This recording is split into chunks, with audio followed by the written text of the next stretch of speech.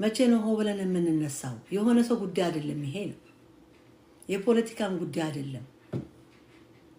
ክርስቲያኖች እየታረዱ በአይናችን እያየን ነው። የክርስቲያኖች እልቂት አላበቃም። ብዙ እየተደገሰልን ያለ ነው እና አገልጋዩ መቼ ነው የምንወጣው የሚል ጥያቄ ነው ያለኝ እና ሁላችንም እንነሳ። በተለይ የምናገለግል እኔ ለአገልጋዮች ነው መልእክት ያለኝ። እንጩህላት እስቲ እውነት ያ ሳንቲም ቋጥሮ የሚሰጠን ቅጠል ሸጣ የምትሰጠን ሳንቲም ለአገልጋዩ እኛ መድረክ ላይ ቁጭ ብለን እየዘመርን እየታየን ወንበር በደንብ ስነስርዓት የምንበላው የምንጠጣው የምንጓዝበት በደንብ ተደላሉ ያለን አገልጋዮች የምናገለግለው ህዝብ የሰጠን ህዝብ ልጆቻችን ያሳደገው ህዝብ እየታረደ ነው። መቼ ነው የምንወጣው?